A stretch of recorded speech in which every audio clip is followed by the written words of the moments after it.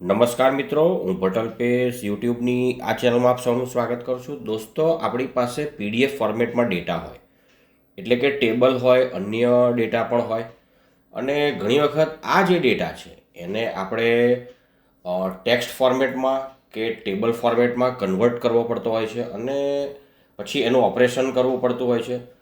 તો આ જે ડેટા જે છે આપણે ટેક્સ્ટ ફોર્મેટમાં લાવીએ અથવા તો એક્સેલ ફોર્મેટમાં લાવીએ તો આપણે કોપી પેસ્ટ કરતા આવીએ છીએ અથવા તો અન્ય કોઈ જુગાડ કરતા આવીએ છીએ, પણ જોઈએ એવું રિઝલ્ટ નથી મળતું હોતું. અને પછી આપણે મેન્યુઅલી ટાઈપિંગ કરીને પણ આ ડેટા બનાવતા આવીએ છીએ. તો આ વિડીયો જોયા પછી તમે આ જે ડેટા છે એને સીધો જ એક્સેલ ફોર્મેટમાં કન્વર્ટ કરી શકો છો કોઈપણ જાતની ભૂલ વગર. ચાલો જોઈએ કેવી રીતે કરી શકાય, જે તમને ખૂબ જ ઉપયોગી થશે.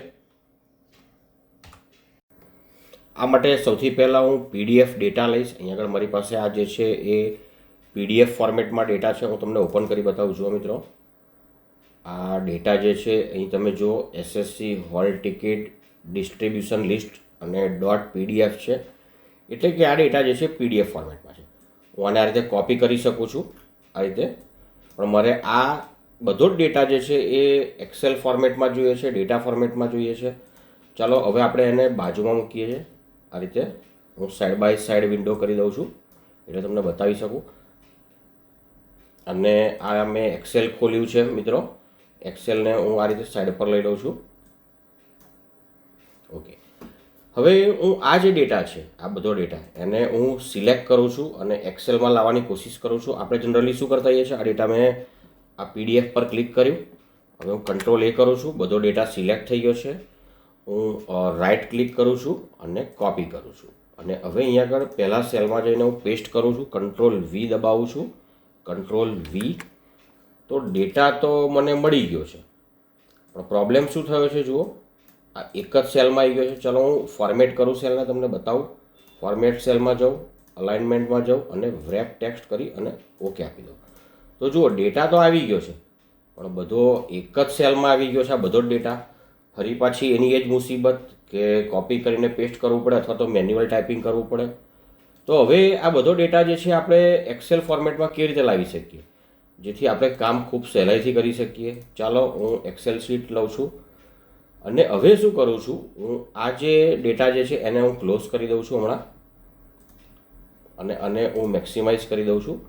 હવે મારે એક્સેલ ફોર્મેટમાં ડેટાને કન્વર્ટ કરવો છે, તો હું એક્સેલની આ જે બધી ટેબ છે એમાંથી ડેટામાં જઈશ. ડેટા, હું એની પર ક્લિક કરીશ.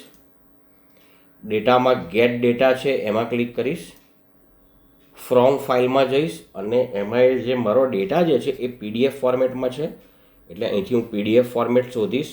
છેલ્લેથી બીજું ઓપ્શન છે અને અહીં લખ્યું છે જુઓ, ઇમ્પોર્ટ ડેટા. આની પર માઉસનું કર્સર લાવીએ તો import data from a PDF document, એટલે હું આની પર ક્લિક કરીશ.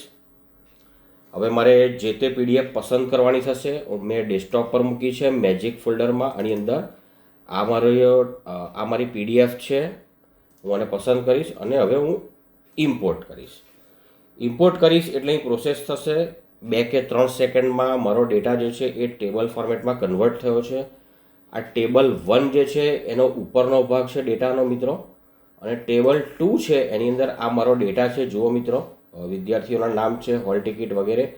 હવે આ ડેટા મને મળી ગયો છે. હવે હું એને લોડ કરી શકીશ. લોડ, ચાલો લોડ કરી દઉં છું એટલે બધો ડેટા એક્સેલમાં આવી જવાનો છે. જો આવી ગયો ડેટા, ચલો હું અપ્લાય કરી દઉં અને ક્લોઝ કરી દઉં. અને હવે મારી પાસે જુઓ ડેટા આવી ગયો છે મિત્રો. હવે હું આને મારા જોઈતા ફોર્મેટમાં જરા કન્વર્ટ કરી દઉં અથવા તો સેટ કરી દઉં. હું ઓલ બોર્ડર્સ કરી દઉં છું અને આ જે છે એને બ્લેક કરી દઉં છું. અને આ જે ફોર્મેટ જે છે, ફોર્મેટ એને હું બદલી નાખું છું, સિમ્પલ કરી દઉં છું. આ રીતનું ફોર્મેટ કરી દઉં છું, આ રીતનું.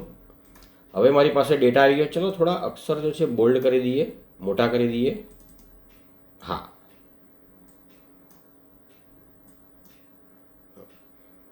તમે તમારી જરૂરિયાત અનુસાર કરી શકો છો આને એડજસ્ટ. હવે મારી પાસે એક્સેલમાં કન્વર્ટ થઈ ગયો છે આખો ડેટા. જુઓ મિત્રો, એટલું જ નહીં, હવે આપણે હોલ ટિકિટનું ડિસ્ટ્રીબ્યુશન કર્યું છે એની સહી લઈએ છીએ અને પછી જ્યારે રિઝલ્ટ આવે ત્યારે આપણને એમ થાય કે આની અંદર જ આપણે રિઝલ્ટ ઇન્ક્લુડ કરવું છે, તો હું આની અંદર ઇન્સર્ટ કરીશ. આગળ પાછળ કરી શકાય છે કોલમ, કોઈ પ્રશ્ન નથી. અને આને હું અહીં લખી દઉં છું રિઝલ્ટ. એટલે હવે જે તે વિદ્યાર્થીના સીટ નંબર પરથી રિઝલ્ટ જોઈને હું આની અંદર રિઝલ્ટ પણ લખી શકું છું. તો આ રીતે તમે પીડીએફમાંથી સીધો જ એક્સેલમાં ડેટા કન્વર્ટ કરી શકો છો મિત્રો.